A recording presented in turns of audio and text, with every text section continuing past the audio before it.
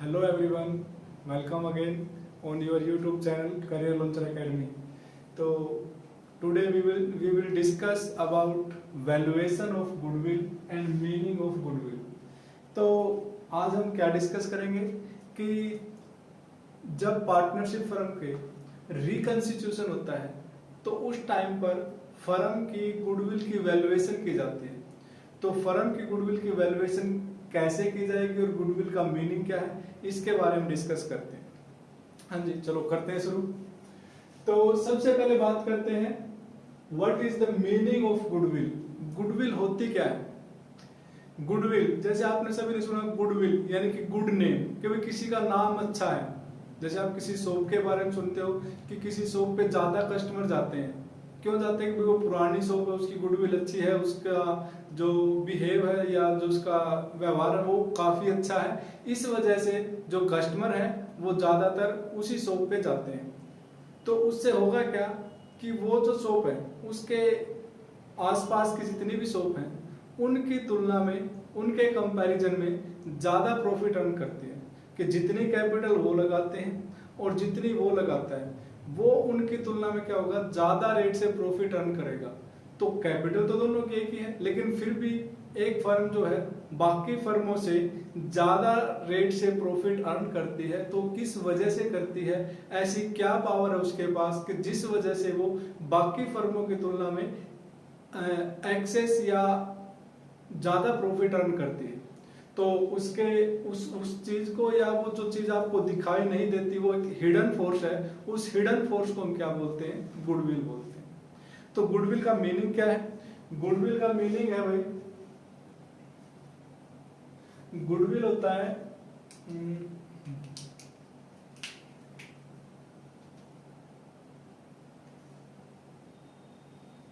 Meaning of goodwill. तो goodwill means value of reputation.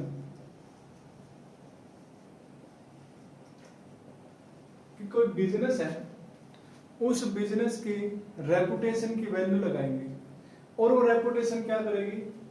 Which helps in earning more profit, जो कि किस चीज में हेल्प करती है? मोर प्रॉफिट, यानी कि ज्यादा प्रॉफिट अर्न करने में हेल्प करती है। अब ज्यादा किससे होंगे? किसी के साथ कंपैरिजन करोगे तो कंपैरिजन किसके साथ? अपने कंपटीटर के साथ। तो which helps in earning more profit in comparison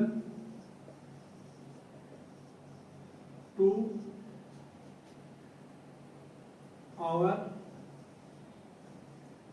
competitor। तो यह है गुडविल का मीनिंग भी। तो गुडविल होती क्या है? Goodwill is a value of reputation. Value है किस चीज की? रेपुटेशन की।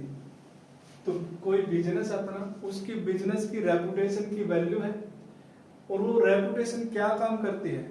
विच हेल्प्स करती है इन अर्निंग मोर प्रॉफिट, यानी कि दूसरों से ज्यादा प्रॉफिट। अब दूसरे कौन है?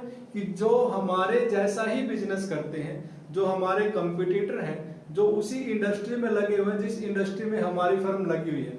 जिस फर्म के हम गुडविल की वैल्यूएशन निकाल रहे हैं, उस फर्म जो जिस तरह का इंडस्ट्री वो फर्म लगी हुई है, उसी तरह की उसी इंडस्ट्री के अंदर जो बाकी फर्में लगी हुई हैं वो कितने प्रॉफिट कमाती है, तो उनसे ज्यादा हमारी फर्म प्रॉफिट कमाती है। तो किस वजह से कमाते हैं? कि हमारी रेपुटेशन की वैल्यू। तो रेपुटेशन की वैल्यू क्या कहलाती है? गुडविल कहलाती है। तो ये था गुडविल का मीनिंग। फिर आता है कि गुडविल की फीचर। गुडविल क्या है? एक हिडन फोर्स है या इनटेंजिबल एसेट्स है। गुडविल क्या होती है? Intangible assets. Intangible which can not be seen, जिसको देखा नहीं जा सकता। But it is an asset, लेकिन एसेट्स होती है। अब एसेट्स का मीनिंग क्या है? +1 में आपने पढ़ा होगा भाई एसेट्स क्या होते हैं? वो सभी रिसोर्सेज जो बिजनेस के कंट्रोल में है या जिनका बिजनेस ओनर है या जिनके ऊपर बिजनेस की ओनरशिप है, उन सभी रिसोर्सेज को एसेट्स बोलते हैं। लेकिन उन रिसोर्सेज से क्या होना चाहिए? बिजनेस को फ्यूचर में इकोनॉमिक बेनिफिट होना चाहिए, यानी कि फ्यूचर में उनसे कोई ना कोई बेनिफिट है। बेनिफिट क्या? या तो इनकम मिलनी चाहिए या खर्चे कम होने चाहिए, या तो इनकम जनरेट होनी चाहिए उनसे या एक्सपेंस कम होने चाहिए। तो उन रिसोर्सेज को ये क्या बोला जाता है? एसेट्स बोला जाता है। तो गुडविल भी बिजनेस, गुडविल से क्या होगा? बिजनेस को फ्यूचर में अपने कंपटीटर की तुलना में ज्यादा प्रॉफिट मिलेंगे। इस वजह से गुडविल को एसेट्स माना जाता है, लेकिन इसका कोई फिजिकल सब्सटेंस नहीं होता, इसलिए क्या है? इनटेंजिबल एसेट्स है। तो गुडविल क्या है? एक इनटेंजिबल एसेट्स है। गुडविल की वैल्यू में हर टाइम फ्लक्चुएशन होता रहता है, क्योंकि गुडविल बहुत सारी बातों पर डिपेंड करती है। तो इतने सारे जो फैक्टर जिन पे गुडविल डिपेंड करती है, उनमें किसी में भी अगर चेंज होगा तो गुडविल की वैल्यू में भी क्या होगा? फ्लक्चुएशन आएगा। तो इसलिए ये बहुत ही ज्यादा फ्लक्चुएट होती है इसकी वैल्यू। और थर्ड है कि गुडविल की जो एक्चुअल में जो वैल्यू निकलती है वो तभी निकलती है जब सारे के सारे बिजनेस को बेच दिया जाता है, तब जाके आप उसकी वैल्यू निकाल सकते हो। अदरवाइज उसकी एग्जैक्ट वैल्यू नहीं निकाली जा सकती। ओके, लेकिन अब होता क्या है कि जब फर्म का रिकंस्टिट्यूशन होता है, what do you mean by reconstitution of firm? Reconstitution, एक पार्टनरशिप डीड बना रखी पार्टनर ने, अगर उस पार्टनरशिप डीड में कोई भी चेंज करोगे तो उसको बोला जाता है reconstitution of partnership firm. I repeat again, what is reconstitution of partnership firm? When there is any change in partnership deed, then it can be said reconstitution of partnership firm। कि जब भी partnership firm ने जो अपनी deed बना रखी है, जो उनका एग्रीमेंट है, उस एग्रीमेंट में जब भी कोई चेंज होगा उसको क्या बोला जाएगा? पार्टनरशिप फर्म का रिकंस्टिट्यूशन। यानी कि अब दोबारा से एक नया एग्रीमेंट बनाया जाएगा, एक नई पार्टनरशिप डीड बनाई जाती है, तो उसको बोलेंगे रिकंस्टिट्यूशन ऑफ पार्टनरशिप फर्म। ये किस किस केस में हो सकता है? Number 1, change in profit sharing ratio. मान लो एग्जिस्टिंग पार्टनर है ए, बी और सी, उनकी रेशियो 3:2:1। अब क्या किया उन्होंने? एग्रीमेंट किया कि भी अब से हम इस रेशियो को चेंज कर रहे हैं, जैसे 1:3 या 1:1, जो भी उनकी मर्जी है। उन्होंने क्या किया कि अपनी रेशियो को चेंज कर लिया। तो अब रेशियो चेंज करी तो पार्टनरशिप डीड में भी चेंज हुआ ना, तो अब नई डीड बनाएंगे, तो इसलिए इसको हम क्या बोलेंगे? Reconstitution of partnership firm. Second, partner थे 3 ए, बी, सी। अब बिजनेस बढ़ाना उन्होंने क्या किया? एक डी था, उसको भी पार्टनरशिप फर्म में शामिल कर लिया। अब जब उसको शामिल करेंगे तो पहले जो उनका एग्रीमेंट था, जो उनकी डीड थी, उसके स्थान पर, उसके प्लेस पर क्या करेंगे? एक नई डीड बनानी पड़ेगी, एक नया एग्रीमेंट होगा सभी के बीच में, कितनी क्या प्रॉफिट शेयरिंग रेशियो होगी। ठीक है, तो ये भी क्या हो गया? पार्टनरशिप फर्म का रिकंस्टिट्यूशन। फिर इसके बाद अगर कोई पार्टनर, मान लो ए, बी, सी, डी 4 पार्टनर है, इनमें से डी जो पार्टनर है वो फर्म को छोड़ के चला जाता है। तो जब वो फर्म को छोड़ के जाएगा तो उसका हिस्सा जो है, कौन पार्टनर कितना कितना लेगा? वो जब छोड़ के जाएगा उसको जो गुडविल है वो कैसे देंगे, उसकी कैपिटल है वो कब देनी है, कैपिटल पे कितना इंटरेस्ट देना है, जब तक हम पेमेंट नहीं करेंगे। ठीक, नई प्रॉफिट शेयरिंग रेशियो क्या होगी बाकी रिमेनिंग पार्टनर्स के बीच में। तो ये सारी बातें डिसाइड की जाएंगी, तो नई पार्टनरशिप फर्म नया पार्टनरशिप डीड बनाई जाएगी, तो इसको बोलते हैं, ये भी क्या है? Reconstitution of partnership firm. फिर आता है किसी पार्टनर की मान लो डेथ होगी, तो उस केस में भी सारी ये चीजें करनी पड़ेगी, तो इसलिए ये होता है पार्टनरशिप फर्म का रिकंस्टिट्यूशन। अब जब भी पार्टनरशिप फर्म का रिकंस्टिट्यूशन होता है तो सबसे पहली प्रॉब्लम आती है कि फर्म की एक गुडविल है उस पर इफेक्ट आएगा, क्योंकि पहले पार्टनर किसी और रेशो में प्रॉफिट को बांट रहे थे, अब दूसरी रेशो में बांटेंगे। या पहले मान लो ए, बी 2 पार्टनर थे, अब सी आ गया, तो पास्ट में जो एफर्ट है वो किसने की? ए, बी ने, तो उनकी वजह से गुडविल हुई है फर्म की। अब जो नया पार्टनर आएगा वो कैपिटल तो लेके आ रहा है, लेकिन जो गुडविल है उस गुडविल की वजह से जो एक्सेस प्रॉफिट होंगे उनमें भी नए पार्टनर को शेयर मिलेगा। तो जब नए पार्टनर को बगैर कुछ करे, बगैर एफर्ट करे ही प्रॉफिट में शेयर मिल रहा है, तो पुराने पार्टनर क्या बोलेंगे कि भाई आप इसके बदले हमारे को कुछ पैसा दो, जिसको बोलते हैं गुडविल के लिए पैसा देना। तो इस वजह से पहले हम क्या करेंगे, जब भी नया पार्टनर एडमिट होगा तो गुडविल की वैल्यूएशन करेंगे।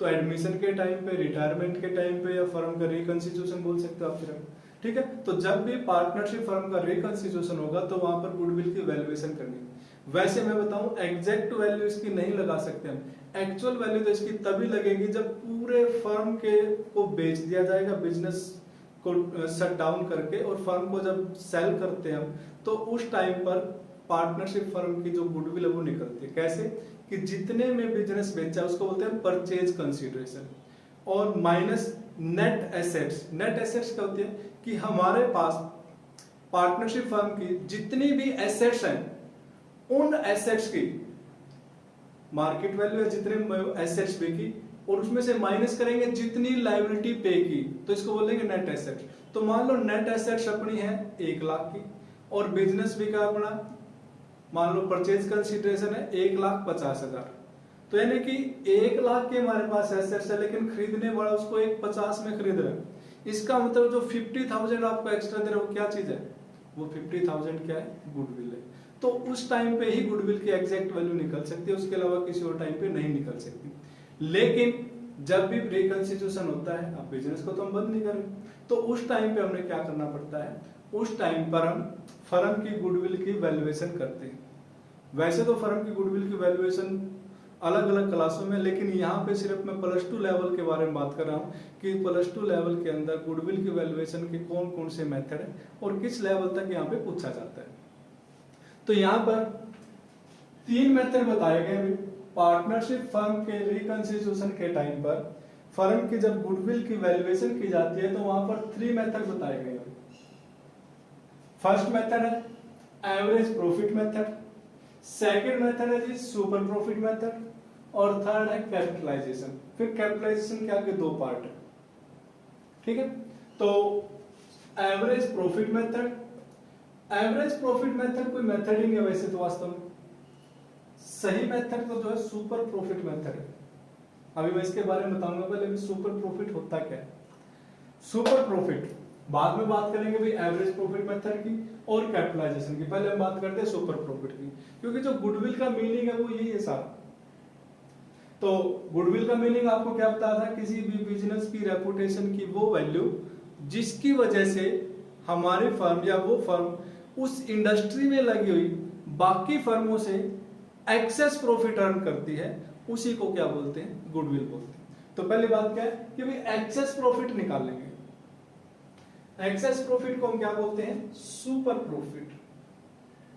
सुपर मींस ज्यादा, एक्सेस कि अपने कंपटीटर से कितने ज्यादा प्रॉफिट हम कमा रहे हैं, उसी को क्या बोला जाता है, सुपर प्रॉफिट बोला जाता है। तो कैसे निकालते हैं, एवरेज प्रॉफिट या एक्चुअल प्रॉफिट, एवरेज प्रॉफिट या एक्चुअल प्रॉफिट्स निकालेंगे। पहले एवरेज अभी मैं सिखाऊंगा आपको भी एवरेज कैसे करना है, ठीक है। तो एवरेज प्रॉफिट्स या एक्चुअल प्रॉफिट्स निकाले जाएंगे। एक्चुअल प्रॉफिट्स में से क्या करना आपने, नॉर्मल प्रॉफिट माइनस करना। एक्चुअल प्रॉफिट या एवरेज प्रॉफिट इसको बोलते हैं हम हमारे प्रॉफिट, कि हमारे बिजनेस से कितने प्रॉफिट मिल रहे हैं, और नॉर्मल प्रॉफिट दूसरों के, कि हमारे जो कंपटीटर हैं उनके बिजनेस से कितने प्रॉफिट अर्न होते हैं। इन दोनों का जो डिफरेंस है वही तो एक्सेस प्रॉफिट है, वही तो सुपर प्रॉफिट है, कि हम कितने प्रॉफिट कमाते हैं और हमारे कंपटीटर कितने प्रॉफिट कमाते हैं, इसका डिफरेंस ही सुपर प्रॉफिट है।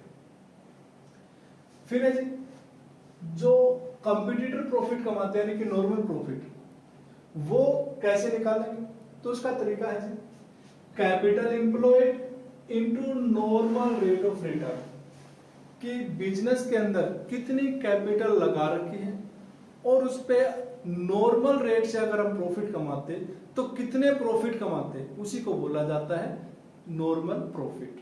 बिजनेस के अंदर जितनी कैपिटल इन्वेस्ट कर रखी है उस पे अगर हम नॉर्मल रेट से प्रॉफिट कमाते हैं, नॉर्मल रेट का मतलब कि उस इंडस्ट्री के अंदर नॉर्मली हमारे जो कंपटीटर हैं वो किस रेट से प्रॉफिट कमाते हैं उसको बोलते हैं नॉर्मल रेट ऑफ रिटर्न।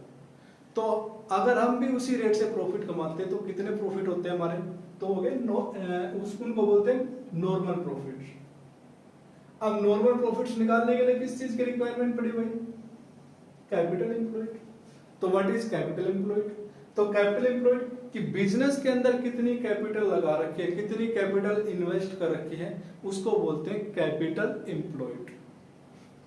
तो इसका तरीका है, फर्स्ट मेथड है जी कैपिटल प्लस रिजर्व। जितने भी कैपिटल है या जितने भी रिजर्व हैं उनका प्लस कर दो। अगर ये ना दे रखे हो तो फिर सेकंड है टोटल असेट्स, जितनी भी एसेट्स हैं उसमें से आउटसाइड लायबिलिटी को माइनस कर दो। Total assets minus outside liability. अभी आउटसाइड लायबिलिटी क्या होती है, बैलेंस शीट की लायबिलिटी साइड में जितनी भी आइटम सारी लायबिलिटी है उसको हम दो पार्ट में बांट सकते हैं, एक इंटरनल लायबिलिटी, एक एक्सटर्नल या आउटसाइड लायबिलिटी। इंटरनल कि अपने यानी कि जो ओनर्स हैं, ओनर्स के तरफ जो भी लायबिलिटी है या ओनर्स को फर्म ने जो भी पे करना है उसको बोलते हैं इंटरनल लायबिलिटी। उसमें जैसे ओनर्स की कैपिटल, करंट अकाउंट के बैलेंस, रिजर्व वगैरह, ये सारे क्या है इंटरनल लायबिलिटी। इनके अलावा आउटसाइडर से भी फर्म ने कुछ ले रखा है तो आउटसाइडर ओनर के अलावा बाकी जिस भी पर्सन को फर्म ने कुछ भी पे करना है वो सारी आउटसाइड लायबिलिटी या एक्सटर्नल लायबिलिटी कहलाती है।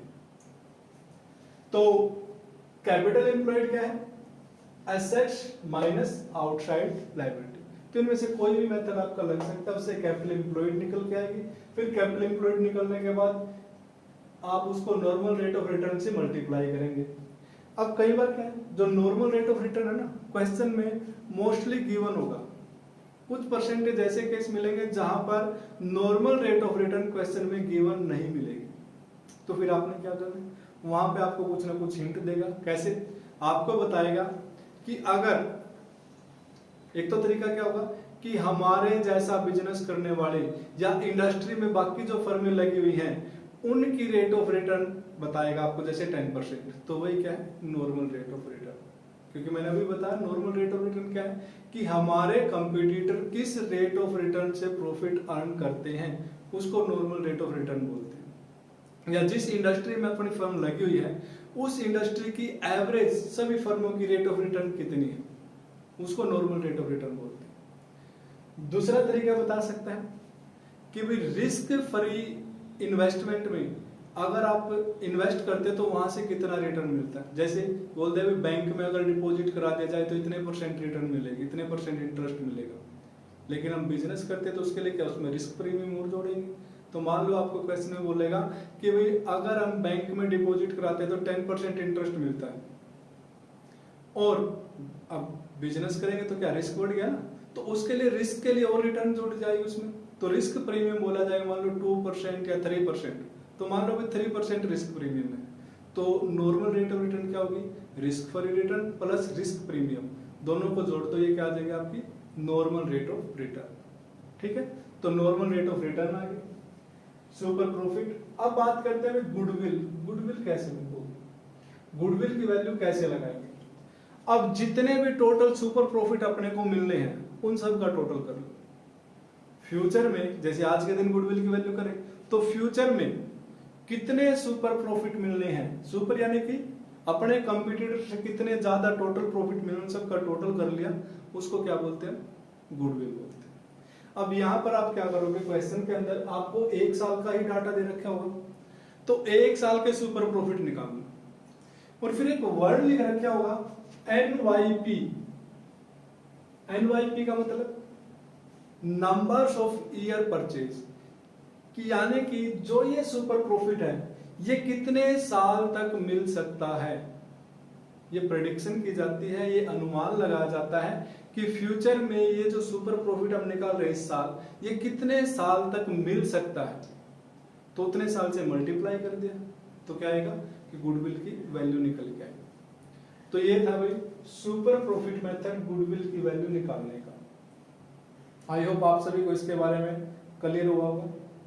हाँ जी, तो यही गुडविल का मीनिंग बता रखा है कि दूसरों की तुलना में वो कितने ज्यादा प्रॉफिट कमाते हैं, वो गुडविल है।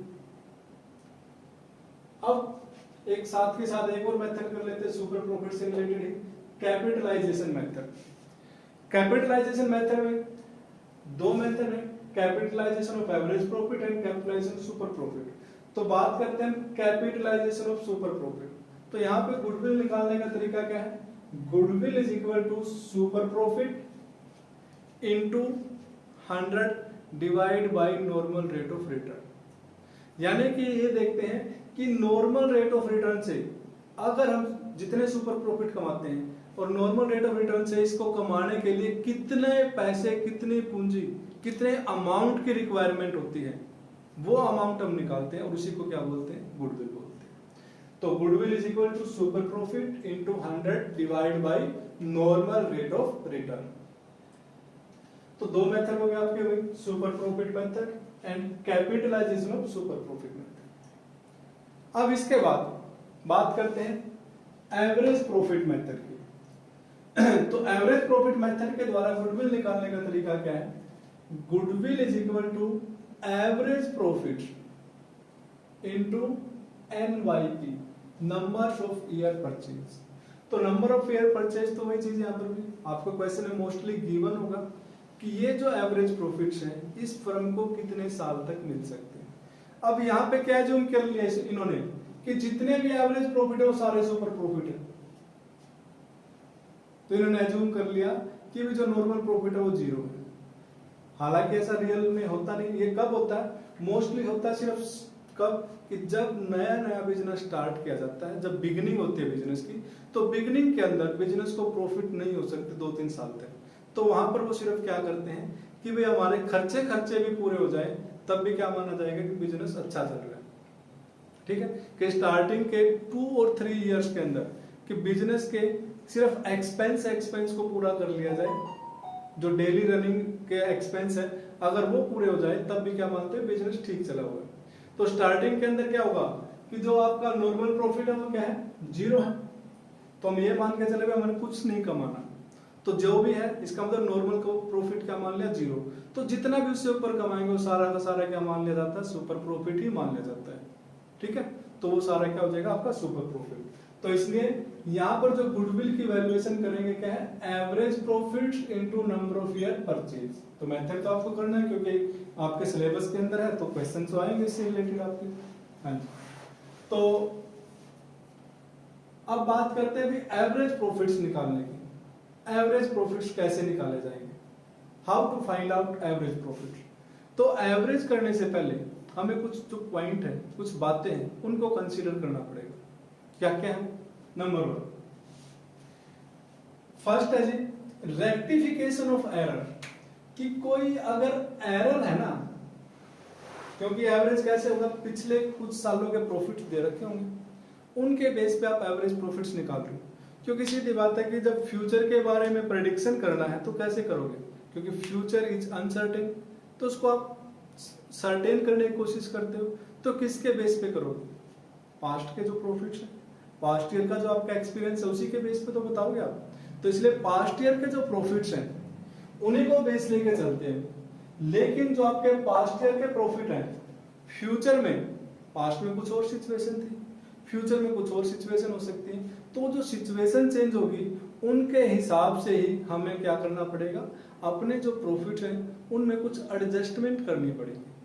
तो क्या क्या है वो, नंबर 1 सबसे पहले तो क्या करेंगे भैया कि जो एरर है, जो गलतियां होगी हमारे से, पास्ट ईयर के जो प्रॉफिट्स ले रहे हैं उनके अंदर कोई भी गलती है, कोई मिस्टेक है, तो पहले उसको ठीक किया जाएगा। अब मिस्टेक क्या क्या हो सकती है, फर्स्ट है जैसे वैल्यूएशन ऑफ स्टॉक के बारे में, कि स्टॉक जो है, स्टॉक की वैल्यू लगाते समय कुछ गलती होगी हमारे से, तो उसके इफेक्ट को तो दूर करना पड़ेगा, उसको ठीक करना पड़ेगा। अब गलती क्या हो सकती है, फर्स्ट है जैसे कि जो ओपनिंग स्टॉक है उसके बारे में गलती हो सकती है।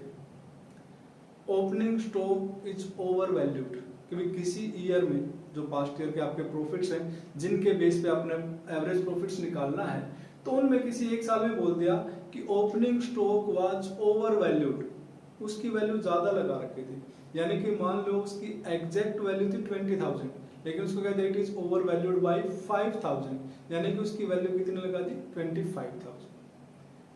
अब आपको पता है उस ईयर जब प्रॉफिट एंड लॉस अकाउंट बनाए होंगे तो ट्रेडिंग अकाउंट के डेबिट में कितना लिखा होगा आपने, टू ओपनिंग स्टॉक 25, और जबकि एक्चुअल में कितना था वो 20,000 था, तो 5,000 ज्यादा लिख दिया आपने। तो जो 5,000 डेबिट साइड में आपने ज्यादा लिख दिया, तो उसकी वजह से क्या होगा कि आपके एक्सपेंस 5,000 से ज्यादा हो गए, या यू कैन से दैट कि जो प्रॉफिट्स है वो 5,000 से लेस आए, तो जो एक्चुअल प्रॉफिट्स थे जितने आने थे उससे वो 5,000 कम आए। तो अब उसके इफेक्ट को नलीफाई कैसे करेंगे, उसके इफेक्ट को खत्म कैसे किया जाएगा, 5,000 को प्लस करेंगे। तो जब भी ओपनिंग स्टॉक ओवर वैल्यू होता है तो उसको हम क्या करते हैं, प्रॉफिट्स के अंदर प्लस करते हैं। ओपनिंग स्टॉक अंडर वैल्यू भी हो सकता है। किसी ईयर के प्रॉफिट्स में क्या किया, opening stock was under valued bye 6,000, मान लो एग्जैक्ट वैल्यू ओपनिंग स्टॉक की थी 16,000 और ये कहते हैं कि वो 6,000 से अंडर वैल्यू है, तो यानी कि प्रॉफिट एंड लॉस अकाउंट या फाइनेंशियल स्टेटमेंट बनाते समय ओपनिंग स्टॉक हमने कितना ले लिया 10,000, तो डेबिट में 16 लिखना था, 16 के बजाय 10 लिख दिया, तो इट मींस कि डेबिट में 6,000 कम लिखे, तो यानी कि क्रेडिट में से 6,000 कम माइनस हुए, तो इस वजह से जो प्रॉफिट होगा वो ज्यादा आएगा 6,000। तो अब उसको भी ठीक करने के लिए, उसको नलीफाई करने के लिए क्या करेंगे, 6,000 प्लस करेंगे, सॉरी माइनस कर देंगे, कि भाई ओपनिंग स्टॉक 16,000 था, हमने कितना लिख दिया 10,000, तो प्रॉफिट्स में से 16,000 लेस करने थे और हमने क्या किया 10,000 लेस किए, तो 6,000 कम लेस किए ना, तो प्रॉफिट ज्यादा आया है, तो उसको ठीक करने के लिए क्या करेंगे 6,000 और लेस कर देंगे। तो ओपनिंग स्टॉक जब भी अंडर वैल्यू होगा तो लेस करेंगे प्रॉफिट्स में से, और अगर ओवर वैल्यू होगा तो प्रॉफिट्स में ऐड करेंगे। ओके, इसके बाद बात करते हैं closing stock. Closing stock trading account के क्रेडिट में लिखते हैं, क्रेडिट में लिखते हैं तो प्रॉफिट्स में प्लस हो गया। तो अगर क्लोजिंग स्टॉक ओवर वैल्यू है तो प्रॉफिट्स में ज्यादा जुड़े, मान लो 20,000 का था हमने 30 लिख दिया, तो 10,000 ज्यादा प्लस हो गए ना, तो प्रॉफिट 10,000 से क्या हो गए, इन्फ्लेटेड हो गए, बढ़ गए। अब उसको ठीक करने के लिए क्या करेंगे, उसको डिफ्लेट करेंगे, 10,000 वापस करेंगे, तो 10,000 लेस करते हैं। ठीक है, अगर open closing stock under valued है, क्रेडिट में 20 लिखने थे, हमने कितने लिख दिए 18,000 लिख दी, तो 2,000 कम लिखे ना, तो प्रॉफिट में 2,000 कम जुड़े, तो प्रॉफिट 2,000 से कम आ गया आपका। अब उसको ठीक करने के लिए क्या करेंगे 2,000 वापस प्लस करेंगे। तो ये था कि भाई क्लोजिंग स्टॉक अगर ओवर वैल्यू है तो प्लस, और सॉरी क्लोजिंग स्टॉक अगर ओवर वैल्यू है तो माइनस करेंगे, और अगर क्लोजिंग स्टॉक अंडर वैल्यूड है तो प्लस करेंगे। लेकिन अब एक बात ध्यान रखनी है आपने, जब भी क्लोजिंग स्टॉक के बारे में एडजस्टमेंट करता है बोलता आपको, तो ये अंडरस्टूड है, और ये ध्यान रखना आपने बिल्कुल, क्योंकि इससे मिस्टेक होने के पूरे चांस है कि अगर क्लोजिंग स्टॉक की एडजस्टमेंट दे रखी है क्वेश्चन के अंदर, तो जिस ईयर के एडजस्टमेंट दे रखी ना, तो अब वो जो क्लोजिंग स्टॉक है अगले साल क्या होगा ओपनिंग स्टॉक, तो अगले साल ओपनिंग स्टॉक में भी वही एडजस्टमेंट होगी। अगर इस ईयर का मान लो 18 का जो 31 मार्च 2018 को जो आपका ईयर एंड हुआ है, इसका जो क्लोजिंग स्टॉक है इसकी वैल्यू अगर ज्यादा लगी हुई है, तो इसका मतलब अगले साल 19 का जो ओपनिंग स्टॉक है उसकी वैल्यू भी ज्यादा लगी हुई है। तो ये अंडरस्टूड एडजस्टमेंट है, और आपने अभी किया है कि भी ओपनिंग स्टॉक का वैल्यू अगर ज्यादा होगी तो क्या करेंगे, कम होगी तो क्या करेंगे। तो आपने ये ध्यान रखना है कि जब भी क्लोजिंग स्टॉक की एडजस्टमेंट है तो अगले साल ओपनिंग की अपने आप को अंडरस्टूड है, इंप्लाइड एडजस्टमेंट होती है। ठीक है, इसके बाद फिर बात आती है रॉन्ग ट्रीटमेंट ऑफ एक्सपेंडिचर। कैसे, रिवेन्यू एक्सपेंडिचर को कैपिटल ट्रीट कर लिया गलती से, या कैपिटल एक्सपेंडिचर को रिवेन्यू ट्रीट कर लिया, तो उसको भी ठीक करना आपने। उसको भी रेक्टिफाई करना।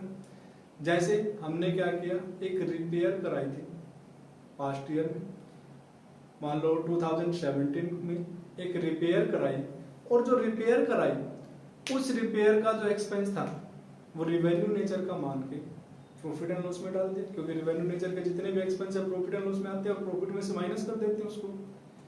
लेकिन गुडविल की वैल्यूएशन के लिए बोल रहे हैं कि उसको रिवेन्यू नेचर का नहीं मानना था, बल्कि उसको क्या करना था, कैपिटलाइज करना था। कैपिटलाइज करना था इसका मतलब रिवेन्यू नहीं था तो प्रॉफिट एंड लॉस के डेबिट में नहीं लिखना था, तो प्रॉफिट में से उसको क्या कर रखा है, माइनस कर रखा है ना, तो उसके इफेक्ट को नलिफाई कैसे करेंगे, लिखना नहीं था तो उसको वापस ऐड बैक कर दो। ठीक है जी। दूसरा, अब जब उसको कैपिटलाइज करेंगे तो पहले कैपिटलाइज कर नहीं रखा था, अब उस पे डेप्रिसिएशन लगाना पड़ेगा, क्वेश्चन वाला बोलेगा तो डेप्रिसिएशन लगाएंगे तो पहले लगा नहीं रखा होगा, क्यों, क्योंकि जब उसको रिवेन्यू नेचर का मान रखा है डेप्रिसिएशन का कोई सवाल ही नहीं। लेकिन अब जब उसको कैपिटलाइज करेंगे तो उस पर डेप्रिसिएशन लगाना पड़ेगा, और डेप्रिसिएशन प्रॉफिट में से लेस होता है, तो फिर उस डेप्रिसिएशन को उस ईयर के प्रॉफिट और उससे अगले साल के जितने भी प्रॉफिट उन सब में से लेस करते चले जाएंगे। तो ये था कि जब रिवेन्यू नेचर का एक्सपेंडिचर को कैपिटलाइज करना। सेकंड है कि भी कोई कैपिटल नेचर का एक्सपेंस है लेकिन उसको रिवेन्यू नेचर का मानना है। कैपिटल नेचर का है तो प्रॉफिट एंड लॉस में लिखा ही नहीं होगा, लेकिन उसको रिवेन्यू नेचर का मानना है तो उतने से क्या होगा, आपके प्रॉफिट्स कम होंगे, तो उस ईयर के प्रॉफिट्स में से उसको लेस कर देंगे जिस ईयर के एक्सपेंस है। उसके बाद अब जब उसको कैपिटल नेचर का मान रखा था तो उस पर डेप्रिसिएशन लगाया होगा, और वो डेप्रिसिएशन प्रॉफिट्स में से माइनस क्या होगा, इस ईयर के जिस ईयर का है उससे अगले उससे बाद वाले ईयर में से सब में से माइनस कर रखा होगा। अब उसके इफेक्ट को कैसे दूर करेंगे, उसको वापस ऐड करते रहेंगे। ठीक है, तो ये था रिवेन्यू नेचर को कैपिटल नेचर है, कैपिटल नेचर को रिवेन्यू मानना। इसके बाद एक लिखा क्या भाई, income from non trade investment. Non trade investment कि कुछ ऐसी इन्वेस्टमेंट हो जिसका बिजनेस से कोई लेना देना नहीं, बिजनेस से बाहर आपने कोई भी पैसा लगा दिया, जैसे किसी कंपनी के शेयर्स खरीद लिए, किसी कंपनी के डिवेंचर परचेज कर लिए, जैसे आजकल चल रहा है अडानी कंपनी, ठीक है, अडानी ग्रुप्स ऑफ कंपनीज, तो उनके शेयर्स आपने परचेज कर लिए और वहां से आपको इनकम मिल गई, डिविडेंड मिल गया। अब वो इनकम क्या प्रॉफिट एंड लॉस में, प्रॉफिट में जोड़ रखी है आपने, क्रेडिट कर रखी है, लेकिन क्या वो इनकम अपने बिजनेस से है, वो तो बिजनेस से बाहर है। हमने देखना कि हमारा जो बिजनेस है वहां पैसा जो इन्वेस्ट कर रखा है उससे कितनी रिटर्न हमारे को मिल रही है। ठीक है, तो इसलिए जो नॉन ट्रेड इन्वेस्टमेंट पे इनकम होगी उसको भी प्रॉफिट्स में से माइनस करेंगे। ओके, इसके बाद फिर आता है एबनॉर्मल आइटम। एबनॉर्मल आइटम जैसे आप देखते हो कोविड-19 चला हुआ है, अब हमें क्या करना है, एवरेज प्रॉफिट्स निकालने हैं। एवरेज प्रॉफिट्स निकालते समय आपको 18 के प्रॉफिट दे दिए, 19 के और 20 के। ठीक है, तो 19 के तो ठीक है, 18 के भी, लेकिन जो 20 का ईयर आया आपका उसमें कोरोना आ गया, कोविड-19 की वजह से नॉर्मल सिचुएशन तो नहीं, तो यहाँ पर इसकी वजह से प्रॉफिट्स कम हो सकते हैं। ठीक है, तो जो भी एबनॉर्मल आइटम है उसके इफेक्ट को नलिफाई करेंगे। नलिफाई करने का मतलब कि यदि कोई एबनॉर्मल लॉस है उस लॉस को उस ईयर के प्रॉफिट में वापस ऐड कर दो, और यदि कोई एबनॉर्मल गेन है तो जिस ईयर में वो एबनॉर्मल गेन हुआ उस ईयर के प्रॉफिट्स में से उसको माइनस कर दो। तो ये करना आपने किसके बारे में, एबनॉर्मल आइटम की ट्रीटमेंट। फिर इसके बाद आता है कि कुछ ऐसे एक्सपेंस है जो पास्ट में कर नहीं रखे थे, फ्यूचर में करेंगे। जैसे क्या हुआ कि हमने अपने माल का पहले इंश्योरेंस नहीं कराते थे, अब ये सोच रहे फ्यूचर में अपने माल का इंश्योरेंस करेंगे, तो फ्यूचर के प्रॉफिट्स का अनुमान लगा रहे हैं आप। जो एवरेज प्रॉफिट है बल्कि इसको हम बोलते हैं एफएमपी, फ्यूचर मेंटेनेबल प्रॉफिट, कि फ्यूचर में कितने प्रॉफिट्स हो सकते हैं उसके बारे में प्रेडिक्शन कर रहे हैं। ठीक है, तो जब भी हम फ्यूचर में कोई एक्सपेंस बढ़ाएंगे तो पास्ट के बेस पर उसका अनुमान लगा रहे हैं ना, तो पास्ट के जो प्रॉफिट है उसमें से एक्सपेंस माइनस नहीं कर रखा है, लेकिन फ्यूचर के प्रॉफिट्स में उतने से कम होंगे तो उसको लेस कर दो।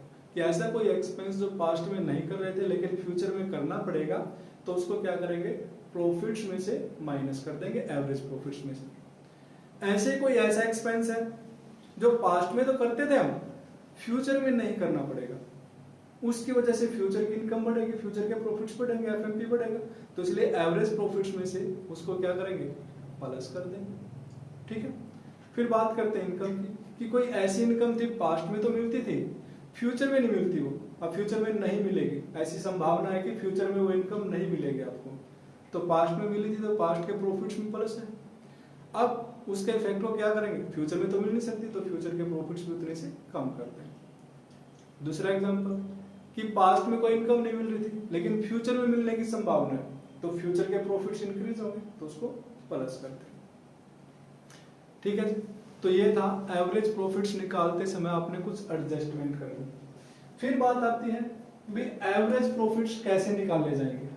तो एवरेज निकालने के दो तरीके हैं, एक तो होता है सिंपल एवरेज और एक वेटेड एवरेज। तो एवरेज निकालने का सिंपल एवरेज, सिंपल एवरेज मान लो 3 इयर्स आपके 17, 18 और 19, तो इनके प्रॉफिट्स गिवन आपको, इनके प्रॉफिट्स दे रखे भाई 20,000, 22,000 और 24,000। ठीक है, तो अब इनका जब एवरेज करेंगे तो इन सबको प्लस कर देंगे 66,000। और एवरेज कैसे निकालते हैं, जो टोटल है उसको जितने ईयर हम से डिवाइड कर देंगे 3 से, तो 22,000 क्या आएगा, एवरेज आएगा। अब इसमें एक और बात ध्यान रखनी है आपने कि एवरेज निकालते समय अगर किसी ईयर का लॉस है तो उसको माइनस करेंगे। जैसे फॉर एग्जांपल यहीं पे हम मान लेते हैं कि जो ये अपना 20,000 लगा कि इस ईयर में लॉस था, तो फिर क्या करेंगे, फिर एवरेज कैसे निकलेगा,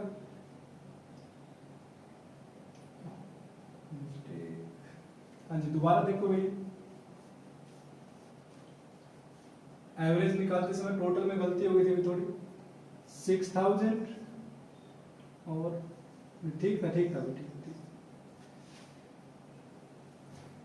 हाँ, अब है मान लो लॉस है 20,000 का, तो अब क्या करेंगे, 20 और 22 और 24, 46 माइनस 20, तो ये आएगा आपका 26,000। और फिर इस 26,000 में कितने ईयर हैं, 1, 2 और 3 से डिवाइड करेंगे, तो इस तरह से एवरेज। तो यानी कि किसी ईयर में अगर लॉस है तो लॉस को प्लस करने के बजाय क्या करेंगे, माइनस करेंगे, और फिर जितने ईयर हमसे डिवाइड करेंगे। तो ये था सिंपल एवरेज। अगर वेटेड निकालना है तो फिर सिंपल एवरेज में की बजाय क्या है, वेटेड है ना, तो फिर वेट देंगे और वेट से मल्टीप्लाई करेंगे। अब वेट क्वेश्चन में गिवन होंगे, अगर नहीं गिवन है तो अपनी तरफ से वेट ले लो आप 1, 2, 3। फिर आप क्या करोगे, वेट का और प्रॉफिट्स का प्रोडक्ट करोगे, 20 into 1 प्रॉफिट्स आ गए, 20 into 1 20,000, 22 into 2 44,000 और 24 into 3 72,000। फिर इस प्रोडक्ट का टोटल करो 1,36,000, और जो प्रोडक्ट का टोटल है उसको वेट के टोटल से डिवाइड करो, तो एवरेज कैसे आएगा, प्रोडक्ट का टोटल और डिवाइड बाय वेट का टोटल, तो ये आएगा आपका वेटेड एवरेज। तो आप वेटेड एवरेज और सिंपल एवरेज जो भी आपको क्वेश्चन में बोल रखा है वो एवरेज निकालोगे। और फिर गुडविल निकालने का तरीका वही है, goodwill is equal to average profits simple या weighted into number of years purchase, यानी कि NYP क्वेश्चन में गिवन होगा आपको। तो ये था एवरेज प्रॉफिट्स मेथड। अब इसी से रिलेटेड है capitalisation of average profit. Capitalisation of average profits में क्या करेंगे, पहले हम एक वैल्यू निकालेंगे जिसका नाम है capitalised value of average profit. ये क्या होता है कि अगर हम नॉर्मल रेट ऑफ रिटर्न से प्रॉफिट कमाते तो हमारे जितने एवरेज प्रॉफिट्स आए हैं इनको कमाने के लिए कितनी कैपिटल की रिक्वायरमेंट होती है, उसको बोलते हैं capitalised value of average profit. तो इसको निकालने का फॉर्मूला है average profit into 100 divide by normal rate of return. तो ये आएगा कि वो कैपिटल आएगी, वो वैल्यू आएगी, कितनी कैपिटल हमारे को लगानी पड़ती कि यदि हम नॉर्मल रेट ऑफ रिटर्न से प्रॉफिट कमाते, तो जितने प्रॉफिट हमने कमाए हैं वो कमाने के लिए कितनी कैपिटल की रिक्वायरमेंट थी। फिर गुडविल क्या है? गुडविल है जी कि जितनी कैपिटल लगानी थी, रिक्वायर्ड कैपिटल कितनी थी और एक्चुअल में कितनी कैपिटल लगा रखी है, इसका डिफरेंस गुडविल है।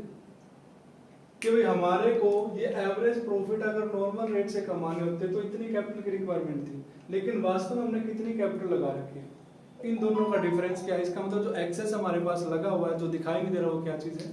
गुडविल है। तो ये था भाई आज गुडविल के बारे में कि what is the meaning of goodwill, इसके फीचर्स और इसकी वैल्यूएशन है मेन। तो भाई अब इसके वैल्यूएशन के +2 लेवल तक जितना भी हो सकता था मैंने सारे पॉइंट कवर करने की कोशिश की है।